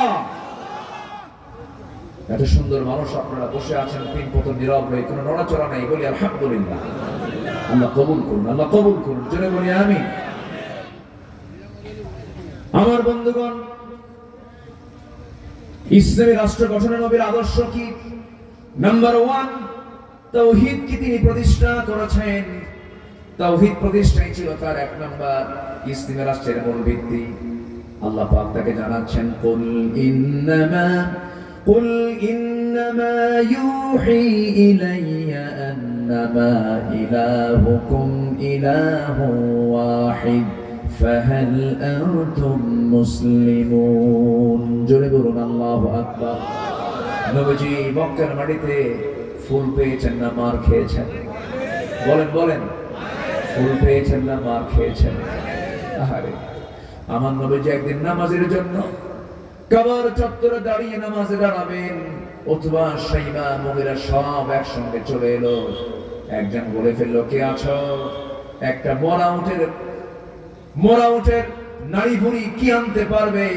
কে আছো এমন একজন ব্যক্তি? তার মধ্যে একজন নিয়ে চলে আসলো, উটের মরা নাড়ি ভুঁড়ি নিয়ে আসলো, সুন্দর নাড়ি ভুঁড়ি নিয়ে আসলো। নিয়ে এসে সবাই মিলে নবী যখন রুকুতে চলে গেছে, ঠাট্টা করে হেও করে নবীজির পিঠের উপরে সেই পচা নাড়ি ভুঁড়ি চাপায় দিয়েছে। নবীজি মুখ থুবড়ে পড়ে গেছেন, কেউ তার পাশে নাই। ফাতিমা রাদিয়াল্লাহু তাআলা আনহা আস্তে করে সেখানে চলে গেলেন, টানলে সেখান থেকে উদ্ধার করে আনলেন। সেই দিন আমার নবীজি সহজে, রাসূল কখনো বদদোয়া দেন নাই কখনো সহজে, কিন্তু সেই দিন বুখারী শরীফের হাদিস, আমার নবীজি সেই দিন মোটামুটি 7 জন কাফেরের বিরুদ্ধে বদদোয়া করেছেন। কয়জন বলেন? 7 জন।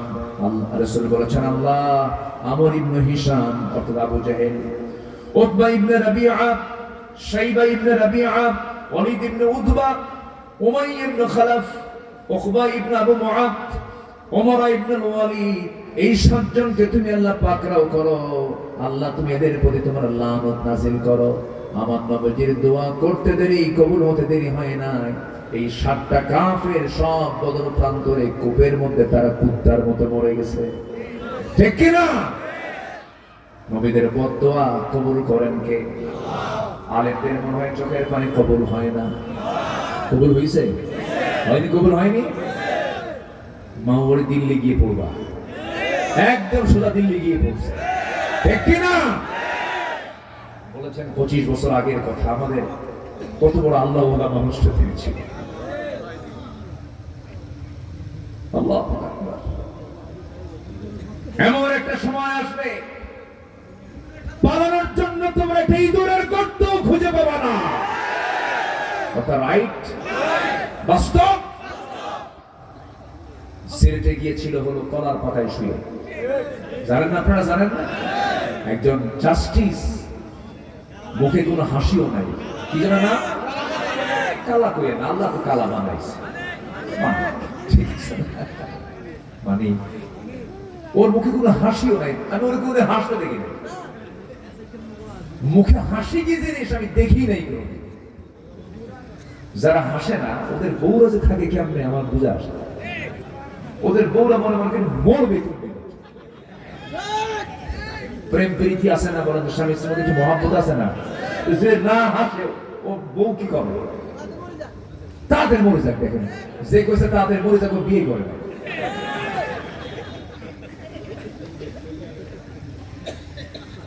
কত সুন্দর মানুষ আপনারা, আলহামদুলিল্লাহ বলেন। সম্মানিত ভাইয়েরা, স্বামী স্ত্রীর মহব্বতের মধ্যে আল্লাহ পাক রহমত রেখেছেন, আলহামদুলিল্লাহ বলবেন না? আর সামনে আসতেছে ফেব্রুয়ারি, 14 ফেব্রুয়ারি। ওই ভালোবাসায় কিন্তু কোন রহমত না। প্রেমটা হবে বিয়ের আগে না বিয়ের পরে? আগে। আলোকেরা কাও যুবকরা, প্রেমটা হবে বিয়ের আগে না বিয়ের পরে? এখন প্রেম হয় কখন? বিয়ের আগে প্রেম করে, প্রেম করে শেষ, বিয়ের পরে আর প্রেম খুঁজে পায় না। তোমার কিলে কি হয়? কি হয়? হবেই তো, শান্তি হবে না তো। যুবকরা, এগুলো টাইম নাই তোমার। তুমি প্রেমিকের জন্য ফুচকা কিনবা, টাকা লস। ফুচকা কিনো না, চুরি ফিতে কেনার দরকার নেই। এগুলো সব লস প্রজেক্ট, টাইম লস, সব লস। এগুলো করা যাবে না। তোমার প্রয়োজন হবে বিয়ের জন্য বাড়িতে প্রস্তাব দিয়ে দাও। বাসায় আব্বাকে বলো। একজনকে বিয়ে দেয় না, বুঝলো গার্জিয়ান যারা আছেন তারা শোনেন, যে সন্তান মুখ ফুটে বলে বাবা বিয়ে করা, ওর চরিত্র ভালো। আসতে কেন? যে বলে বাবা বিয়ে করা, ওর কি চরিত্র ভালো। আর যে বলে না যে বিয়ে করব, বোঝেন নাই, যে বলেন আমি বিয়ে করব, 40 পার হয় 50 পার হয়, বিয়ের মুখে বিয়ের কথা বলেন না, সময় হয় নাই, ক্যাশ ক্যাপিটাল ও বাইপাস মারে। কি ঠিক কিনা? কি যুবকরা খুশি হয়েছে তো? খুশি হয়েছে তো? রিজিকের দায়িত্ব কার? রিজিকের দায়িত্ব কার? আল্লাহ খাওয়াবে, কোনো টেনশন নাই। বিয়ে করে খাওয়াবো কি, মানে বউ মনে হয় হাতি এত বড়, কি টেনশন করে, এদিকে চরিত্র শেষ। হ্যাঁ হ্যাঁ,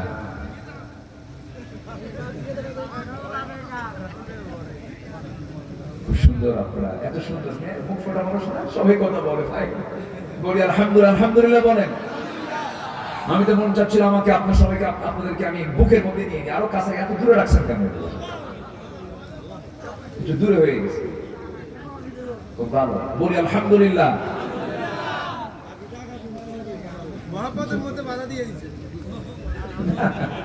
আলহামদুলিল্লাহ। সিকিউর লাগে তো, ওই যে ক্যামেরা ট্যামেরা মাইক টাইক আছে, তার তুল আছে, তার সঙ্গে প্যাঁচ লাগা যদি মরে না পারে আরেক দেখায় না, এই জন্য তারা সব দেখি মহব্বত করেই করেছে। আল্লাহ কবুল করেন, জোরে বলে আমি। আমার নবীজি লানত দেননি কখনো সহজে। তায়েফে গিয়ে মার খেয়েছেন, রক্তাক্ত হয়েছেন, বদদুয়া না দোয়া দিয়েছেন। কিন্তু আমার নবী যখন সেজদায় দিতে বাধাগ্রস্ত হয়েছেন, বলেছেন আল্লাহ তোমার সেজদা দিতে বাধা দিল যারা, তাদেরকে তুমি শেষ করে দাও। শেষ করে দিয়েছে। আল্লামা সাঈদী বলেছিলেন কত আগে, আজকে তা বাস্তবে রূপ নিয়েছে। সেই কলার পাতায় শুয়ে থাকা মানুষকে পরের দিন সিলেটে কোর্টে হাজির হতে বলেছে। কোর্ট হাজিরা দিতে নিয়ে সিলেটবাসী সুন্দর তাকে আহ্বান করেছে, বিসি শুদ্ধ আউট করছে। জানেন না আপনারা? জানেন না আপনারা? সম্মানিত ভাইরা, আমার নবীজি মার খেয়েছেন মক্কা, কিন্তু আমার নবীজি শিরককে প্রশ্রয় দেন নাই। শিরকের বিরুদ্ধে তিনি জোরালো ভূমিকা পালন করেছেন। আমার নবীজি যখন মক্কা বিজয় করলেন, মূর্তিগুলো রেখেছেন না ভেঙে ফেলেছেন? আমার নবী দেহের মধ্যে ছিল ইব্রাহিমের রক্ত, ইসমাইলের রক্ত, ঠিক কিনা? এই পৃথিবীতে কোন নবী মূর্তি ভাঙ্গার মামলায় আগুনে পোড়ানোর হুকুমের অর্ডার শুনেছিলেন? বলেন কোন নবী? বলেন কোন নবী? ইব্রাহিম আলাইহিস সালাম। শোনেন, আবার মূর্তি ভাঙ্গা ঠাঙ্গার কথা বলতেছে, আবার যেন হিন্দুদের মূর্তি ভাঙতে পারে, এটা কিন্তু আমি সেই দিক বোঝানোর জন্য বলিনি। অন্য ধর্মের মানুষ তাদের ধর্মকে নিয়ে কি করবে সেটা আমাদের দেখার বিষয় না। তারা যা করে করুক, ভালো বলবো না, মন্দও বলবো না। ভালো বললে ঈমান হুমকির সম্মুখীন, মন্দ বললেও ঈমান হুমকির সম্মুখীন। মন্দ বলা যাবে না, যা বলে যা করে করুক। লা তাসুব্বুল আসনাম, তোমরা কোনো মূর্তিকে গালি দিতে যেও না, বলেছেন মুহাম্মদ সাল্লাল্লাহু আলাইহি ওয়াসাল্লাম।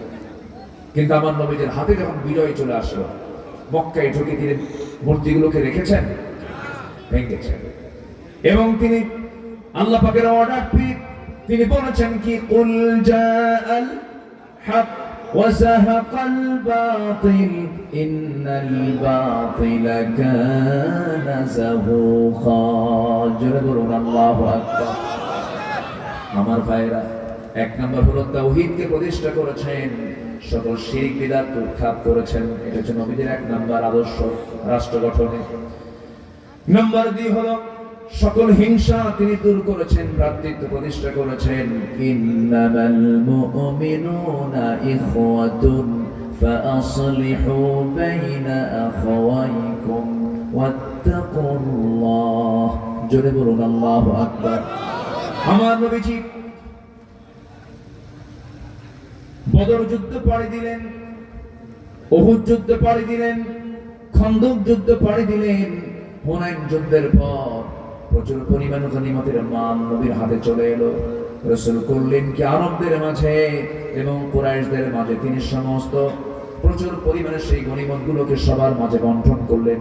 কুরাইশদের মাঝে বন্টন করলেন, তাদের মাঝে বেশি বেশি দিয়ে দিলেন, ওই আরব গোত্রের মধ্যে বেশি বেশি দিয়ে দিলেন। আনসার সাহাবীরা পেলেন না, আনসার সাহাবীরা মনে মনে দুঃখ পেলেন।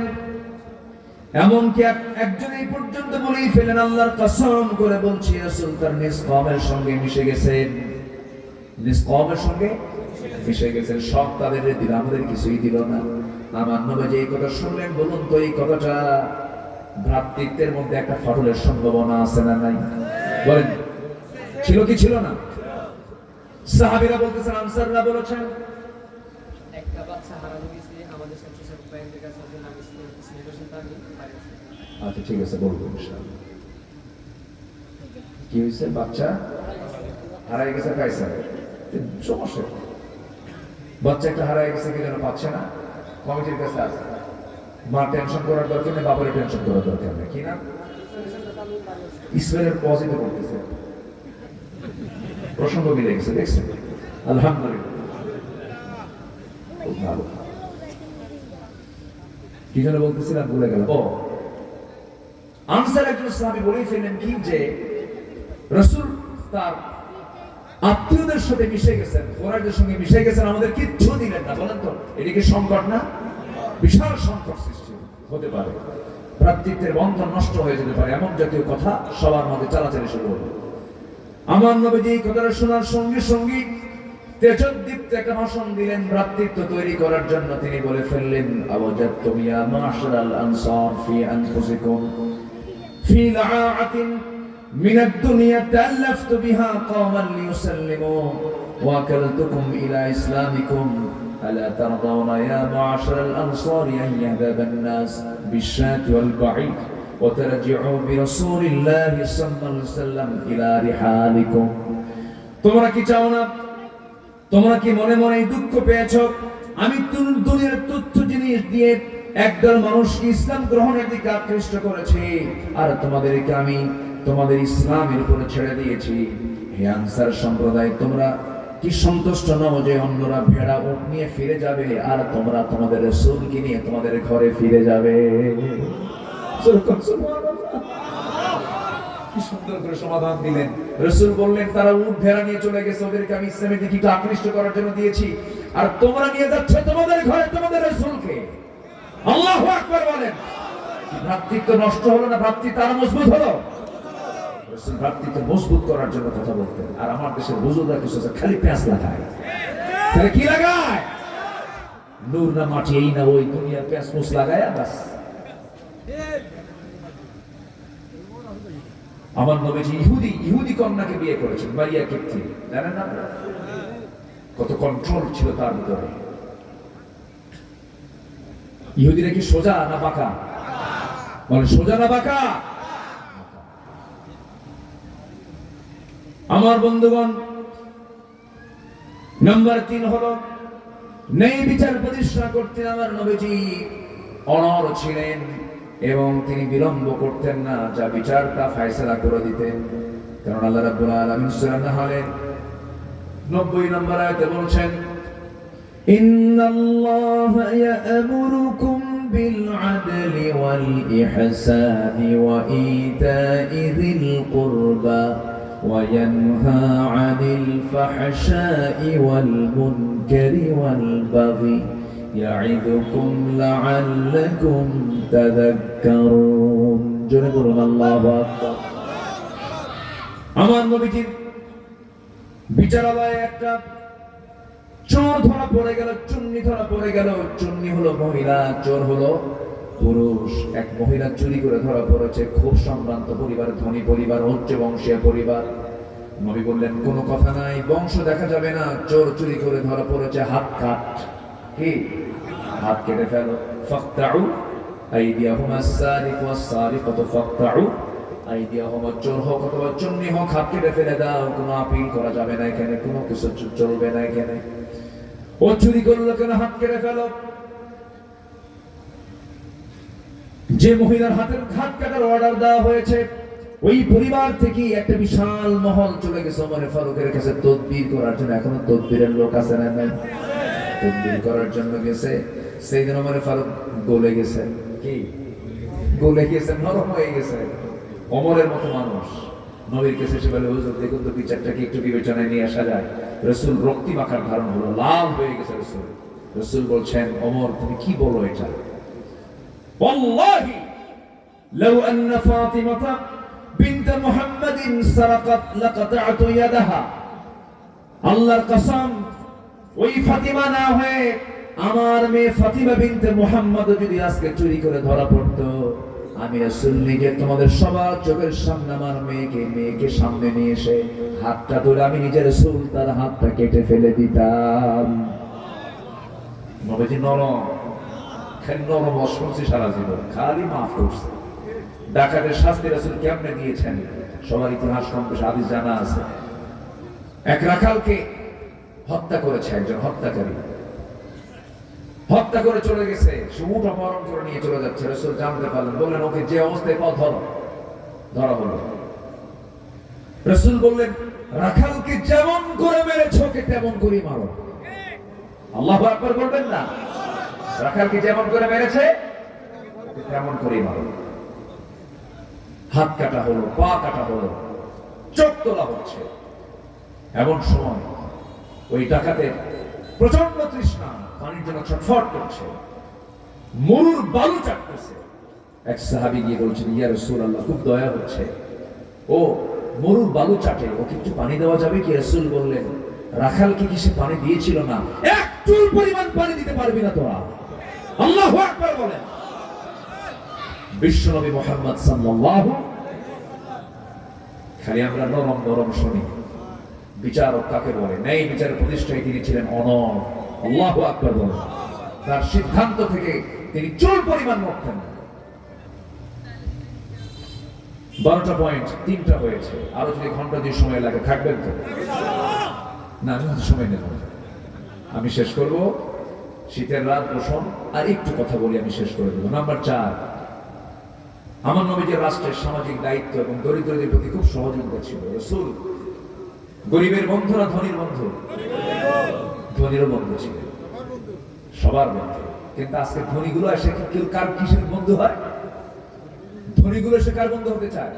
নির্বাচনের আগে কার বন্ধু হতে চায়? গরিবের বন্ধু।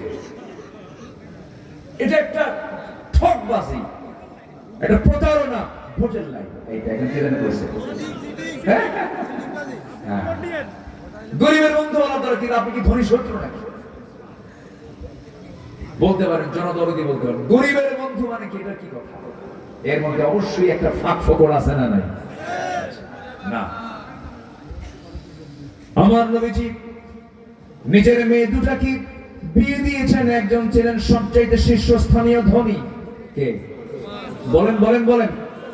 রাসূল কি ধনীকে ভালোবাসেন না? আবার রাসূল আরেকটা মেয়েকে বিয়ে দিয়েছেন যার ঘর বাড়ি এমন একজন জামাই, তার নাম কি বলেন? রাসূল ধনীরও বন্ধু, গরিবেরও বন্ধু। দেখছেন নেতাগুলো করে কি? দেখছেন খালি ধান্দাবাজি। আমার বন্ধুগণ, রাসূল তার মেয়েকে বিয়ে দিয়েছেন গরিবের সাথে। আবার বলেছেন, মা তোমাকে বিয়ে দিলাম এমন একজন যুবকের সাথে, আমার খুব পছন্দ, আমার খুব পছন্দ। ফাতিমা যাও সংসার করে খাও, ঘর নাই বাড়ি নাই, কিন্তু আমার আলীর তাকওয়া দিয়ে ভরা আছে তার গোটা জিন্দেগি, কোনো সমস্যা নাই। ফাতিমা তুমি আলীর সঙ্গে সংসার করে খাও। একটা কথা জেনে রেখে দিও, মৃত্যুর দিন পর্যন্ত স্বামীর বিরুদ্ধে যেন একটা নালিশ আমার কানে না আসে। আর এখনকার মেয়ের বাপরা মেয়েকে বিয়ে দেওয়ার সময় বলে, মা বিয়ে দিলাম, যা স্বামীর ঘরে মোবাইল নিয়ে যা, যদি কোনো কিছু হয় শুধু ফোন দিবি, খাইয়া ফেলাবো। আছে না? কি করবে? খাইয়া ফেলাবে। সংসারটা এই জন্যই হয় না। অনেক ফ্যামিলি ধ্বংস হয় মা বাবার কারণে। আছে না? নয় এই বুড়ো কি ছোট্ট বাচ্চা না? মাশাআল্লাহ। আমার বন্ধুগণ, নবী ধনীর সঙ্গে মিশেছেন, গরিবের সঙ্গে মিশেছেন। রাসূল বড় ব্যবসায়ী ছিলেন, আবার বড় শ্রমিকও ছিলেন, সবকিছুর তিনি মডেল ছিলেন। রাসূল সবকিছু প্র্যাকটিক্যাল রূপ বিশ্ববাসীর জন্য দেখিয়ে দিয়েছেন, কারণ আল্লাহ পাক তাকে বলেছেন, কি বলেছেন? লাকাদ কানা লাকুম ফি রাসূলিল্লাহি উসওয়াতুন হাসানাহ। জোরে বলুন আল্লাহু আকবার। আবার আরেক জায়গায় বলছেন, ওয়া ইন্নাকা লাআলা খুলুকিন আযীম। আল্লাহু আকবার। নবীজি সবচেয়ে বেশি সেজদা দিয়েছেন। রাসূল যখন কাঁদতেন পাগলের মতো হয়ে যেতেন। রাসূল যখন কাঁদতেন হাওমাও করে কাঁদতেন। নাসাই শরীফের হাদিস, নবীজির নামাজের ভিতরে যখন কান্না শুরু হয়ে যেত শেষ রাতের দিকে, নাসাই শরীফে এসেছে রাসূল যখন কাঁদতেন পাতিলে পানি তুলে গরম করলে পরে আগুনের তাপে ওই পাতিলের পানি যেমন টকবক টকবক আওয়াজ করে, আমার নবীজি যখন সিজদায় পড়ে কাঁদতেন সিদ্ধওয়ালা পানির মতো আমার নবীর মুখ থেকে টকবক টকবক আওয়াজ বের হতো। এই পরিমাণ তিনি কাঁদতেন। আমরা কাঁদবো কার কাছে? আমাদের কাঁদার জায়গা কয়টা? আস্তে কয়টা জায়গা? কয়টা জায়গা? কার কাছে কাঁদবো আমরা? যারা আল্লাহ ছাড়া অন্য কারো কাছে কাঁদে তাদের কাঁদার পানিটা লস, তাদের চোখের পানি কি লস। যদি আমরা কাঁদতেই চাই আমরা কাঁদবো একমাত্র কার কাছে? আল্লাহর কাছে কাঁদলে পরে লাভ কি? আপনার এক ফোঁটা চোখের পানি যদি আল্লাহর ভয়ে যদি বের হয়ে যায়, আল্লাহর কসম 7 সমুদ্রের পানি দিয়ে জাহান্নাম নিভবে না, কিন্তু আপনার এক ফোঁটা চোখের পানি দিয়ে 7টা জাহান্নাম নিভে যাবে। কাঁদবো কার কাছে? দরিদ্রের পাশে আমরা দাঁড়াবো, জোরে বলি ইনশাআল্লাহ, আরো জোরে বলি ইনশাআল্লাহ। আমার নবীজি একদিন বসে আছেন, একজন সাহাবী এসে নবীর কাছে বোরদা চাদর দিয়ে গেল। কি চাদর? বোরদা চাদর দিয়ে গেছে। রাসূল তা গ্রহণ করলেন, খুব পছন্দ করলেন। কিছুক্ষণ পর এক সাহাবী এসে বলে, হুজুর ওই চাদরটা আমার পছন্দ। কি পছন্দ নাই? রাসূল কেবল নিয়েছেন, শেষ সময় আরেকজন এসে কি কয়, আমার এটা পছন্দ। রাসূল কিচ্ছু বললেন না, বলিলায় মুস্কি হাসি মেরে খুলে বললেন, যাও নিয়ে যাও। আরেকজন সাহাবী যে নিয়ে গেল তাকে বললেন, এই কিছুক্ষণ আগে রাসূলকে একজন দিয়ে গেল, তুমি নিয়ে গেলে কেন? সাহাবী চোখের পানি ফেলে ফেলে বলতেছে, এই চান্স আমি কেমন করে মিস করব, কারণ আমার নিয়ত হলো এই চাদরটা যেন আমার মরণের কাফন হয়। আল্লাহু আকবার। আমার বন্ধুগণ, নাম্বার 5 হলো রাষ্ট্রীয়ভাবে ইসলামী শিক্ষা তিনি প্রতিষ্ঠা করেছেন। যুদ্ধবন্দীদেরকে যুদ্ধবন্দী থেকে মুক্ত করার জন্য মুক্তিপণ হিসেবে রাসূল বলেছেন, শিক্ষা অর্জন করে তোমাকে মুক্ত করা হবে। আল্লাহু আকবার বলে। শিক্ষার গুরুত্ব রাসূলের সবচেয়ে কম ছিল না বেশি ছিল? বেশি ছিল। আন্তর্জাতিক সম্পর্ক স্থাপন করেছেন তিনি, তবে সবার আগে তিনি ভয় করেছেন কাকে? আসতে বলবেন না কাকে? হেরাক্লিয়াস রোমান সম্রাট পরাশক্তির কাছে কালিমার দাওয়াত দিতে গিয়েছেন, এমন একটা চিঠি পাঠিয়েছেন, সেই চিঠি পড়ে হেরাক্লিয়াস বলতেছে এই চিঠি প্রমাণ করে এই রোমান সম্রাট হেরাক্লিয়াসের পায়ের নিচের জায়গা একদিন মুহাম্মদ দখল করে ছাড়বে। আল্লাহু আকবার বলে। কি প্রভাব তাদের চিঠির মধ্যে ছিল, কি প্রভাব তারা খাটিয়েছেন গোটা বিশ্ব নিয়ন্ত্রণ করার জন্য ইসলাম দিয়ে। আল্লাহু আকবার বলে। নাম্বার 7 হলো বিপদে আপদে মুসিবতে সবসময় ভরসা করব কার উপরে? আসতে বলবেন না কার উপরে? নাম্বার 8 ন্যায়ের পথে অবিচল থাকবো আমরা। কিসের পথে? ন্যায়ের পথে অবিচল থাকলে সাহায্য করবেন কে বলেন? আল্লাহ পাক সাহায্য করবেন। যে কোনো কাজ করব আমরা একা করব না, পরামর্শ করব। মজলিসে শোরা, মজলিসে শোরা পরামর্শের বৈঠকে বসে যাব, পরিবারের সমস্যা পরামর্শের বৈঠকে বসে যাব। নাম্বার 10 হলো রাষ্ট্র গঠনে ছোট বড় সকল প্রকার জুলুম থেকে সমাজ রাষ্ট্রকে অবশ্যই হেফাজত করতে হবে। আমার রাসূল শুধু মানুষ নয়, ছোট্ট প্রাণীর ক্ষেত্রেও তিনি খেয়াল রাখতেন। আমার নবী একদিন দাঁড়ায় আছেন, একটা উট এসে দৌড় মেরে নবীর সামনে চলে আসছে। নবীর সামনে এসে চোখের পানি ফেলে ফেলে কান্দে। উট কি কান্দে? উট কাঁদতেছে। রাসূল উটের মাথায় হাত দিলেন, উটের কান্না থেমে গেছে। আল্লাহু আকবার। উট রাসূলকে নালিশ করছে, ইয়া রাসূলুল্লাহ, আমার মালিক আমাকে খাওয়ায় না, আমার মালিক আমাকে পানি পান করায় না, এই জন্য কান্দি আমি।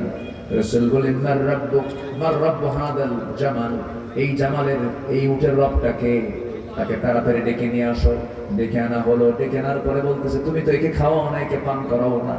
ও আমার কাছে অভিযোগ করতেছে, খবরদার একটা প্রাণীও যেন অভুক্ত আমার রাষ্ট্রে না থাকে। আল্লাহু আকবার বলেন।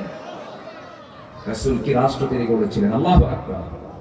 আমার বন্ধুগণ, নাম্বার 11 হলো জাতীয় আন্তর্জাতিক পর্যায় থেকে সকল হুমকি যা আসবে ভয়ভীতি কাউকে তোয়াক্কা করা যাবে না। তোয়াক্কা করব একমাত্র ভরসা করব কার উপরে? কাকে? কাকে?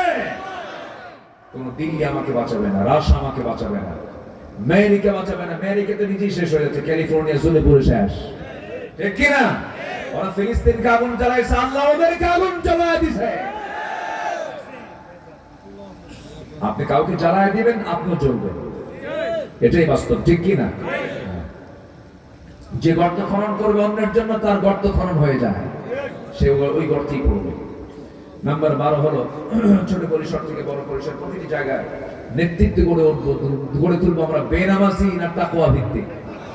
বেনামাজি না নামাজি? নামাজি নেতৃত্ব আমরা গড়ে তুলবো, জোরে বলি ইনশাআল্লাহ। আল্লাহ পাক আমাকে আপনাকে কবুল করুন, জোরে বলি আমিন, আরো জোরে আমিন। তাই আচ্ছা আচ্ছা, ঠিক আছে, আমরা আস্তে আস্তে শেষের দিকে যাবো। অনেক রাত কেমন হলো আজকে? ঘড়ি এত ঘুরলো কেন বুঝলাম না, দ্রুত গতিতে ঘুরে গেল ঘুরে, 11:30 পার হয়ে যাচ্ছে। আপনারা বাড়ি যাবেন না? বাড়ি যাবেন না আপনারা? আমি তাহলে চলে যাই। একটু জিকির করুন, লা ইলাহা, আরো জোরে লা ইলাহা সুবহানাল্লাহ আলহামদুলিল্লাহ। কেউ যাবেন না? একটু আমার মাহফিলের পক্ষ থেকে, আমার মাহফিল কমিটির পক্ষ থেকে আমার একটা প্রস্তাবনা, একটু অনুরোধ করব, মাহফিল কমিটির ভাইরা একটু আমাদের কাছে যাবে, যদি পারেন কিছু দিয়ে হলেও সহযোগিতা করবেন, বরকতের জন্য তারা বলেছেন। সবাই দিবেন না ইনশাআল্লাহ? তো যাচ্ছে ব্যাগ নিয়ে, যে যা পারে আমরা দেবো। জিকির করে লা ইলাহা,